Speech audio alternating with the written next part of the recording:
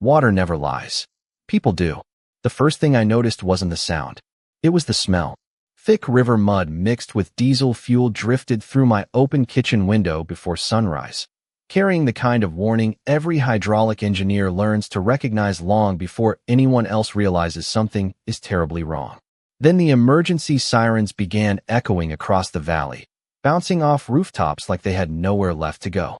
I stepped onto my back porch just as flashing red and blue lights reflected across water that definitely hadn't been there the night before. My name is Ethan Walker. I'm 39 years old, and for the last 16 years I've made a living studying rivers, floodplains, drainage systems, and every stubborn law of physics that decides where water goes when the sky decides to open up.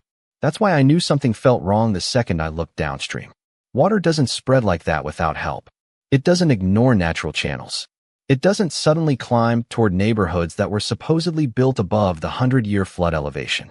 Yet there it was, swallowing perfectly trimmed lawns, floating patio furniture into the streets, and turning million-dollar homes into islands surrounded by brown water. I grabbed my field notebook from the kitchen counter without even thinking. Old habit. Every morning before work, I'd record the river level from the same marked post near my property. Most people thought it was just another strange hobby. They had no idea those handwritten numbers would eventually become more valuable than any insurance policy in town. Before I reached the end of my driveway, 3 county sheriff's vehicles rolled into the subdivision, followed by local news vans, utility trucks, and enough emergency crews to make it look like a disaster movie was filming in our neighborhood. Homeowners stood ankle-deep in muddy water, pointing fingers at anything that looked different from yesterday. Then I saw her, Linda Whitmore, president of the Riverbend Estates Homeowners Association. Perfect blonde hair despite the rain. White designer raincoat that somehow stayed spotless while everyone else looked like they'd crawled out of the river itself. She wasn't helping anyone. She wasn't checking on families. She wasn't directing emergency crews. She was looking for someone to blame. The moment her eyes landed on me, I knew exactly who she'd chosen. She marched through the water with television cameras following close behind like obedient ducks. Her perfectly rehearsed voice cut through the noise before I could even say good morning. "That's him," she shouted, pointing directly at me. "He's been messing with this river for years." Every camera swung toward my face. Every neighbor turned to stare. I stood there holding nothing more dangerous than a waterproof notebook and a measuring stick, while complete strangers looked at me as if I'd personally ordered the flood. I tried to explain I'd never owned the river. I couldn't legally alter the river. I didn't even have authority over the drainage easements running behind the subdivision. Nobody wanted explanations. They wanted a villain. 3 days later, a courier knocked on my front door. Inside the envelope was a civil lawsuit demanding $2.8 million in damages. According to the HOA, I was responsible for destroying dozens of homes because of a river that, according to every county property map ever recorded, didn't belong to me. I did not grow up dreaming about rivers. I grew up trying to understand why they never behaved the way people expected. My father used to tell me that every flood had 2 stories. The first was the one people told each other over coffee, usually involving blame, rumors, and someone who supposedly made one terrible decision. The second story was written in soil, elevation, rainfall, drainage patterns, and gravity. That was the one that mattered. He worked as a county surveyor for nearly 30 years, and every Saturday he loaded me into his old Ford pickup with a stack of faded topographic maps folded across the dashboard. While other kids played baseball, I learned how to read contour lines, identify natural drainage channels, and recognize flood scars hidden beneath fresh grass. Back then it felt like an unusual childhood. Years later it became my career. After graduating from Texas A&M University with a degree in civil engineering specializing in water resources, I joined a consulting firm that designed flood mitigation projects throughout Central Texas. Over the years, I inspected levees, evaluated aging culverts, reviewed drainage permits, and testified as an engineering consultant more times than I could count. My job was never to tell people what they wanted to hear. My job was to explain what the water was going to do, whether anyone liked it or not. 5 years before everything fell apart, I bought a modest cedar home on 5 acres overlooking the Brazos River floodplain. The property sat outside the Riverbend Estates subdivision by almost half a mile, separated by a county drainage easement and several parcels owned by different families. I chose that house because it was quiet. No neighborhood clubhouse. No community pool. No monthly meetings arguing over mailbox colors or lawn decorations. Just oak trees, limestone, and a river that changed with the seasons, but always followed the same natural rules. Every morning before sunrise, I walked down to a weathered measuring post installed decades earlier by the county. Recording the water level became part of my routine, right alongside coffee and checking the weather forecast. I wrote every measurement inside the same waterproof notebook, dated every page, and occasionally added observations about debris, rainfall, or unusual flow conditions. Most people probably assumed I was obsessed. In reality, engineers trust records because memories have a habit of changing whenever lawsuits appear. My closest neighbor, Harold Simmons, was a retired game warden who enjoyed fishing more than talking. Every now and then he would wave from his dock and ask whether the river looked healthy. I always gave him the same answer. The river was healthy. The question was whether the people building around it respected it. Meanwhile, Riverbend Estates kept expanding. Every year, another section of trees disappeared behind construction fences. More streets, more retaining walls, more decorative landscaping replacing open ground that once absorbed heavy rain. I drove past the development often enough to notice changes that most residents never would.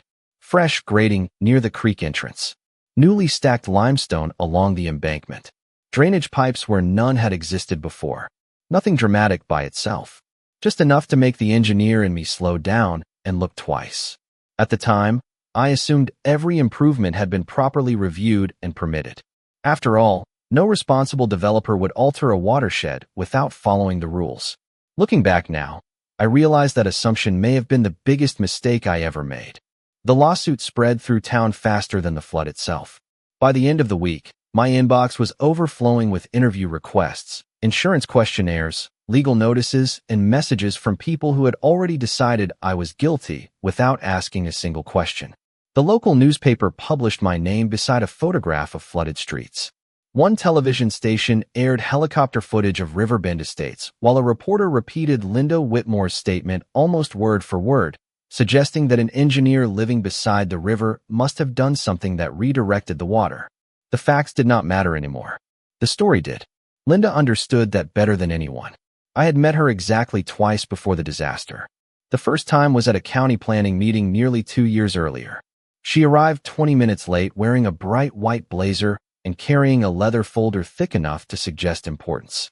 She introduced herself as the president of Riverbend Estates Homeowners Association and immediately challenged a drainage consultant over a recommendation to preserve part of the natural floodplain behind the newest phase of development.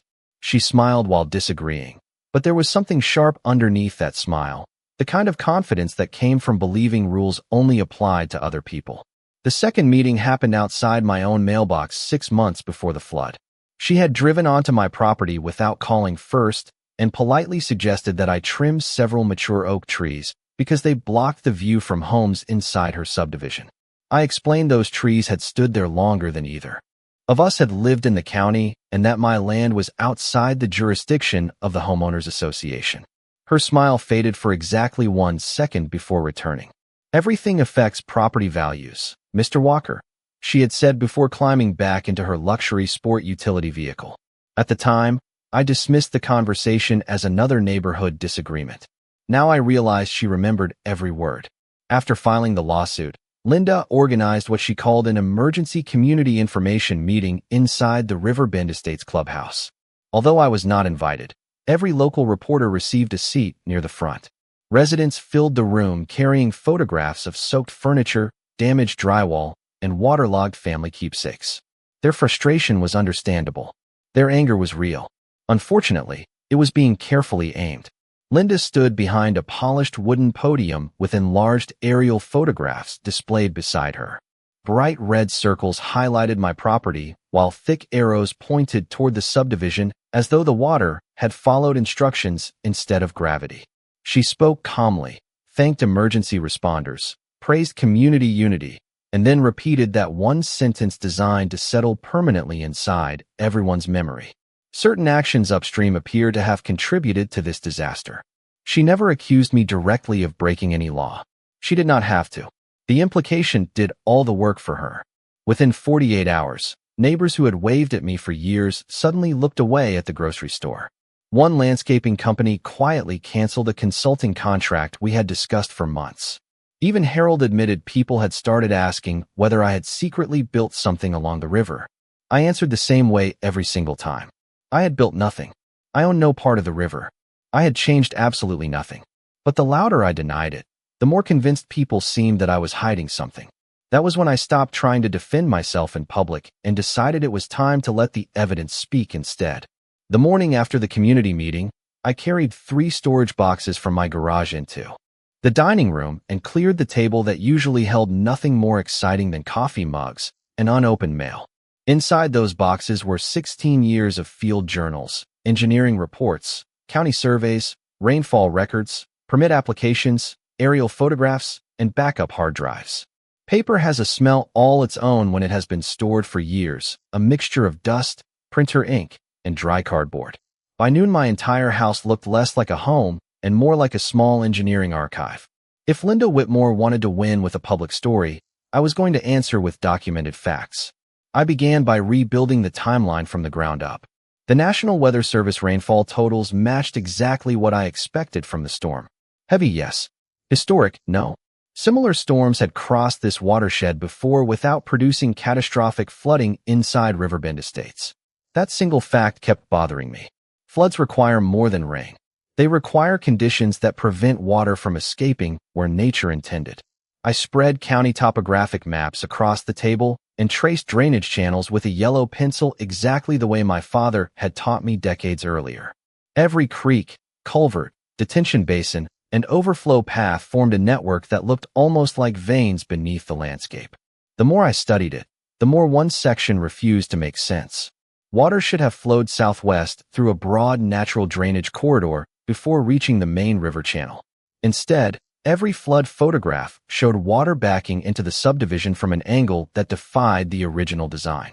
Engineers spend their careers trusting patterns because patterns rarely lie. This one was broken. I opened my digital archive next. Every consulting project had trained me to keep redundant records, so I maintained copies of publicly available satellite images dating back several years. I enlarged photographs of the subdivision taken each spring, comparing one season against another. New rooftops appeared. Additional streets extended farther toward the floodplain. Decorative ponds were added near the clubhouse. None of those changes surprised me. Then I noticed something. Almost invisible along the eastern edge of the development. A narrow strip of pale limestone had appeared between 2 construction seasons where bare soil had existed before. At first glance it looked insignificant, almost like landscaping. But its shape followed the exact curve of an old drainage channel. I leaned closer until individual rock shadows became visible on the screen. My pulse slowed instead of racing. That always happened when something important appeared. Excitement makes people careless. Calm finds answers. I printed both satellite images and laid them side by side under the desk lamp. The difference was impossible to ignore once I knew where to look. Somebody had altered that section after the earlier photograph was taken. Whether it was a retaining wall, an embankment, or reinforced grading, I could not yet tell. What I did know was that no such feature appeared on the county floodplain map I had reviewed during previous consulting work. I reached for the county permit database online, expecting to find a routine approval explaining everything. Instead, the search returned nothing associated with that location. No grading permit. No drainage modification. No floodplain development application. I refreshed the page twice, convinced I had entered the parcel number incorrectly. The results stayed exactly the same. Outside, the evening breeze carried the familiar sound of the river moving steadily through its channel as though none of the accusations, lawsuits, or television cameras existed. Water still followed the laws of physics. Somewhere between those satellite photographs and the missing paperwork, I had the uncomfortable feeling that someone else had been hoping nobody would ever notice. The next morning, I drove to the county records office just after it opened. The courthouse always smelled faintly of old paper, floor polish, and stale coffee, a combination that had not changed since my father used to bring me there as a teenager. Behind the front counter sat Denise Parker, a records clerk I had known for nearly a decade through engineering projects. She looked at the stack of parcel maps under my arm, then at the expression on my face, and quietly said, This is about the flood, isn't it? I nodded. She did not ask another question. 20 minutes later, she returned with a rolling cart loaded with subdivision plats, drainage easement files, construction amendments, and archive planning commission minutes. I spent the next several hours comparing signatures, approval dates, and engineering stamps. Most of the paperwork matched perfectly. Every new phase of Riverbend Estates had received routine approval, complete with drainage calculations and environmental reviews. Then I reached the documents covering the subdivision expansion completed less than a year before the flood. Something immediately felt different. Several pages referenced a revised drainage improvement, yet the supporting engineering drawings were missing from the archive. There should have been cross-sections, grading details, and hydraulic calculations attached to every approved modification. Instead, there were only placeholders indicating additional exhibits that no longer existed inside the file. I asked Denise whether another storage room contained the missing drawings. She frowned and searched the database herself before slowly shaking her head. According to the archive, those exhibits should have been scanned years ago. They simply were not there. Missing paperwork could happen by accident, but experienced engineers learn to pay attention whenever important pages disappear while ordinary ones remain. Before leaving, I requested certified copies of everything that still existed. As the copy machine hummed in the background, Denise lowered her voice. "You did not hear this from me," she said. "But there was a contractor in here several months ago asking for these exact records." I asked who it was. She could not remember the company name, only that the man seemed unusually interested in drainage permits instead of building permits. That detail stayed with me during the drive home. Late that afternoon, my phone rang. The caller identified himself as Raymond Cole, a retired excavation foreman. We had crossed paths years earlier on a county bridge project.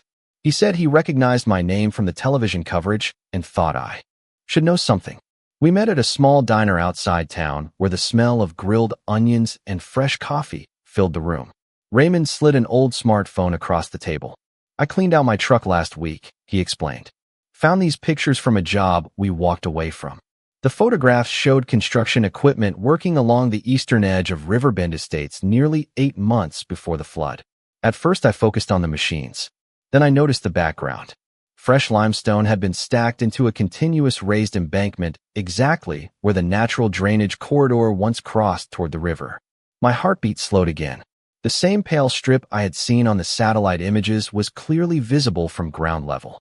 Raymond pointed to one photograph and quietly said, "We questioned why they were closing that low area. The supervisor told us somebody higher up had already approved a redesign." I asked whether he remembered who gave the order. He stared out the diner window for a long moment before answering. No engineer ever showed up. Just management from the development company and someone from the homeowners association. At that moment, the scattered pieces finally began fitting together. I still did not know exactly who had changed the landscape or why the supporting documents had vanished. But for the first time since the lawsuit arrived, I was no longer searching for a theory. I was following a trail. That night, I converted my dining room into something that looked more like an emergency operations center than a home.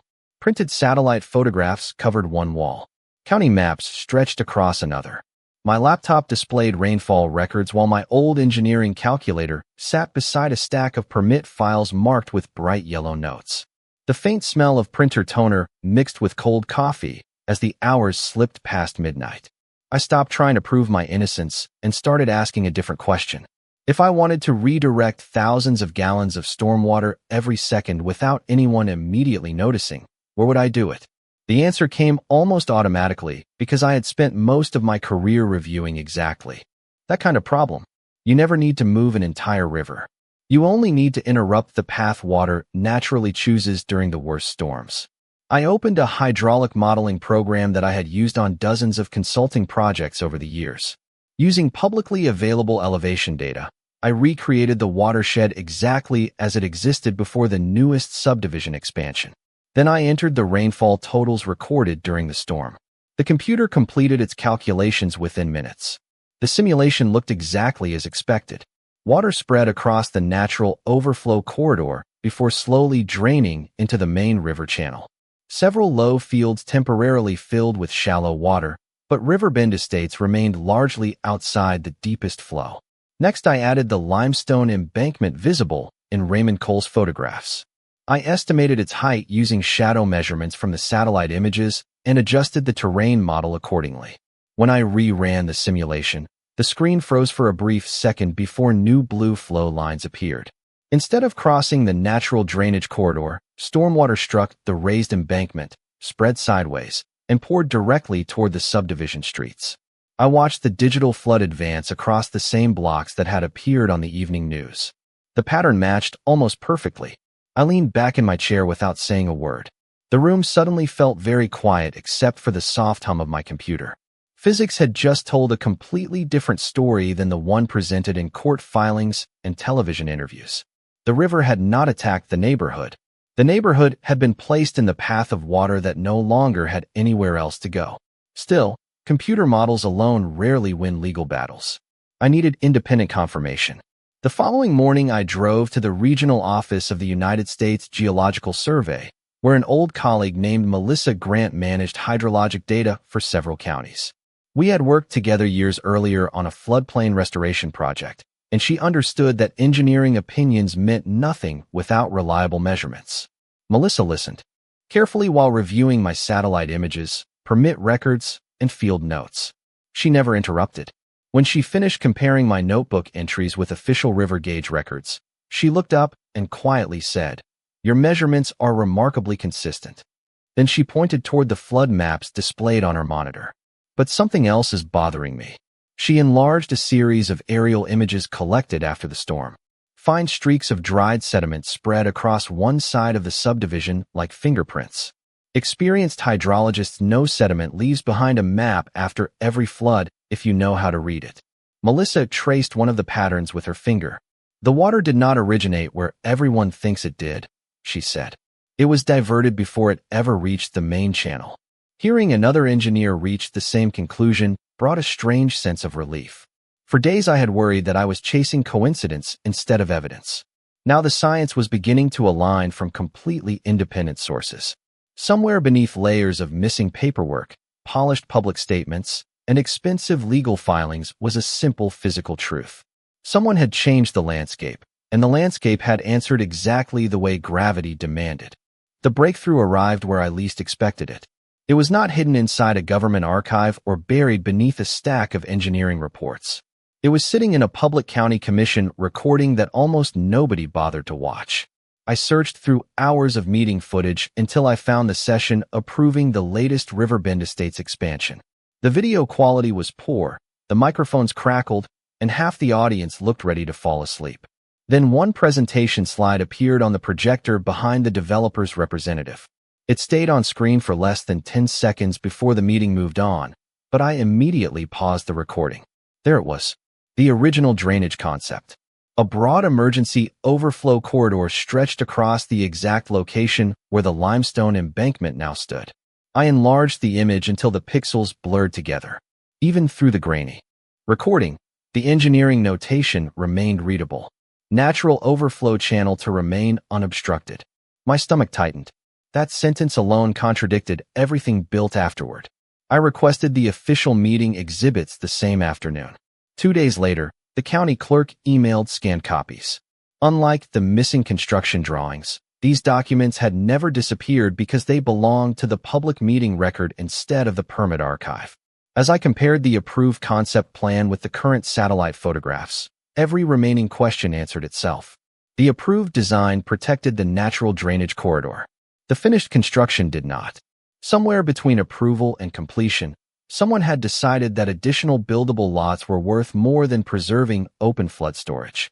I drove back to the overlook above Riverbend Estates just before sunset, carrying nothing except binoculars, my notebook, and the old photographs Raymond had given me.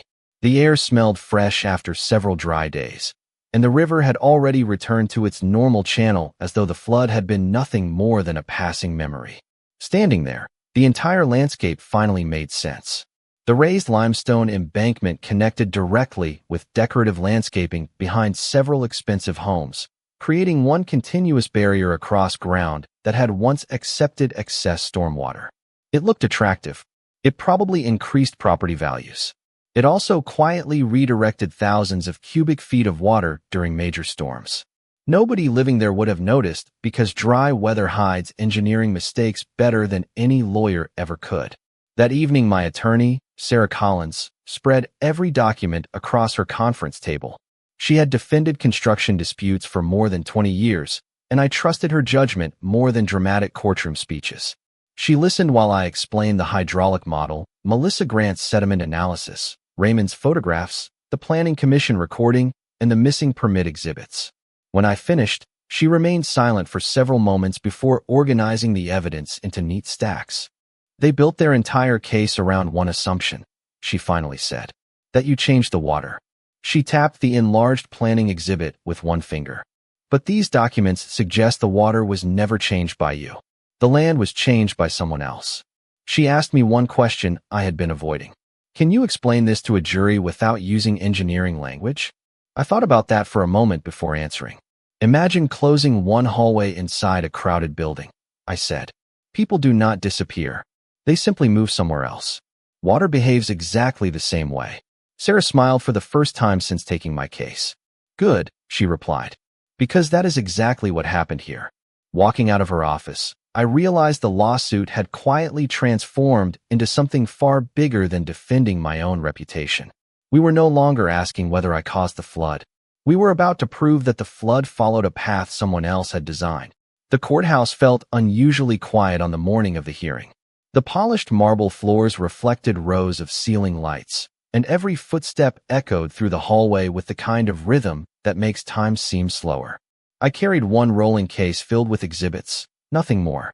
Inside were my field notebooks, the satellite images, certified county records, the Planning Commission exhibits, hydraulic simulations, and enlarged photographs that had occupied my dining room wall for weeks. Across the hallway, Linda Whitmore stood surrounded by attorneys, board members, and several homeowners who still believed they had come to watch an easy victory. She smiled the moment our eyes met, confident enough to believe the story she had built would survive one more day. When the proceedings began, the judge asked the Homeowners Association to present its case first. Their legal team argued that my proximity to the river, my engineering background, and my daily monitoring activities somehow demonstrated control over the flood. Enlarged photographs of my measuring post appeared on a courtroom monitor as though recording river levels had become evidence of wrongdoing instead of professional habit. I listened without interruption because every assumption they made depended on one idea. They wanted the court to believe I had influenced the river itself. When it became our turn, Sarah Collins stood, thanked the court, and walked toward the display screen without raising her voice. The first image she presented was not a photograph of the flood. It was the original Planning Commission exhibit approved before construction began. The words "natural overflow channel to remain unobstructed" appeared in bold lettering across the engineering drawing. Next came the current satellite photograph. Then Raymond Cole's construction photographs. Then Melissa Grant's sediment analysis. Finally, my hydraulic simulations appeared side by side, showing the landscape before and after the limestone embankment existed. The courtroom became noticeably quieter with each exhibit. Sarah never accused anyone of acting intentionally. She simply asked the evidence to tell its own story. I was then called to explain the engineering model. Instead of technical formulas, I used the same example Sarah had encouraged me to simplify. Imagine closing one hallway inside a crowded building. People do not vanish. They move toward the remaining exits. Stormwater behaves exactly the same way. If one natural escape route is blocked, gravity redirects everything somewhere else. I pointed toward the enlarged maps showing the original overflow corridor and then toward the photographs of the completed embankment. The river did not change, I explained. The landscape changed. The judge studied the documents for several long moments before asking a question that nobody from the Homeowners Association seemed prepared to answer. Can the plaintiff provide documentation showing approval for this drainage modification? Their attorneys shuffled through binders, exchanged quiet conversations, and requested a brief recess to review additional records. When the hearing resumed, they acknowledged they had been unable to locate any permit authorizing the alteration visible in both the construction photographs and the satellite imagery. That single admission changed the atmosphere inside the courtroom more than any dramatic argument ever could. By the end of the afternoon, The judge dismissed every claim against me without prejudice, explaining that the available evidence did not support the allegation that I had caused or controlled the flooding. The court also ordered the disputed construction records and development approvals to be preserved for further review by the appropriate county agencies. As people quietly filed out of the courtroom, Linda Whitmore no longer looked toward the cameras waiting outside. For the first time since the flood, the conversation had shifted away from accusations and toward documentation, engineering, and facts. The evidence had done exactly what I hoped it would. It had allowed physics to speak louder than blame. 3 months later, the floodwaters had long since disappeared, but the truth kept moving forward one document at a time. County investigators completed their review of the missing drainage records and confirmed that the completed construction no longer matched the publicly approved plans presented before development began.